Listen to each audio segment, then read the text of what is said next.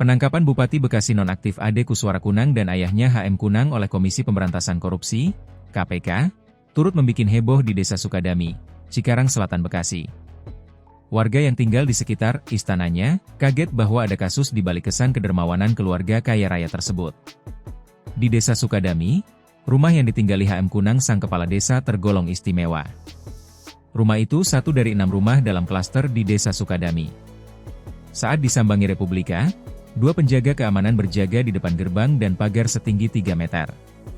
Pagar tinggi itu mengelilingi kompleks seluas 1,93 hektare, merujuk keterangan HM Kunang yang beredar di media sosial sebelum penggerbekan oleh KPK. Di dalam pagar, rumah-rumah disusun berbentuk huruf U dengan jalan yang jembar. Seluruh rumah dengan luas masing-masing sekitar 700 meter persegi itu bercat putih pualam. Selain satu yang ditempati HM Kunang, sisanya punya anak cucunya termasuk sang bupati yang ditangkap. Saat disambangi Republika Rabu ini, tidak terlihat aktivitas penghuni meski ada sejumlah mobil keluar masuk. Klaster pribadi ini berdiri dikelilingi sawah-sawah dan kebun. Memisahkannya dari rumah-rumah warga kampung di sekelilingnya yang sebagian masih dari kayu dindingnya. Karena kesan mewahnya, klaster itu oleh warga setempat disebut Istana Kunang. HM Kunang, merujuk keterangan warga sekitar, sudah menjabat kepala desa Sukadami sejak kira-kira 30 tahun lalu. Ia dikenal sebagai jawara dan tokoh masyarakat di wilayah tersebut. Tak ada keterangan soal usaha atau bisnis yang ia geluti. Ia juga pernah membentuk Ikatan Putra Daerah, IKAPUT, dan juga organisasi Garda Pasundan.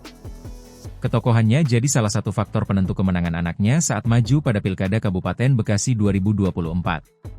Ade Kuswara kala itu menang telak meski baru berusia 31 tahun.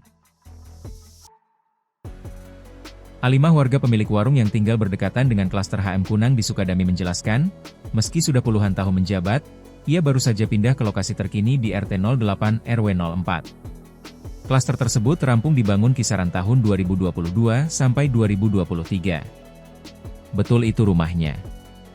Kalau nggak salah antara 2022 atau 2023, selesai dibangun. Emang besar makanya disebut istana. Klaster keluarga istilahnya, kata dia saat ditemui Republika.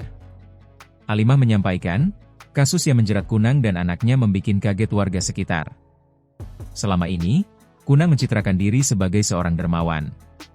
Saya aja nggak tahu kalau kena kasus, warga juga pada nanya, emang benar, kata dia menambahkan. Menurut Alimah, HM Kunang tak jarang menyambangi warga sembari membawa buah tangan. Pak Haji suka muter-muter. Pedulilah istilahnya sama warga. Kalau ada yang hajatan atau ngundang ada acara di rumah warga biasanya suka datang, tambahnya. Untuk orang asing dan selain warga setempat tidak diperbolehkan memasuki komplek Istana HM Kunang. Meski demikian, warga biasa berkunjung ke rumah kepala desa ketika hari-hari besar. Kalau urusan masuk kompleknya emang nggak diizinin, untuk orang luar.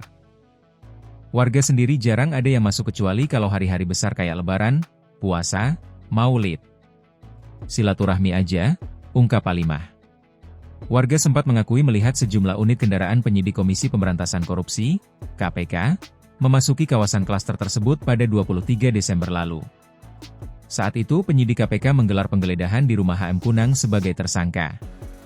Kemarin rame banyak mobil keluar masuk, kata Alimah.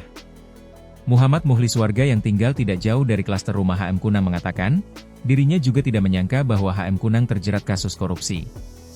Karena baik si Bapak MAH, HM Kunang. Kalau ngasih sembako sering. Apalagi kalau hari-hari besar kayak Lebaran atau puasa, ujarnya saat ditemui Republika.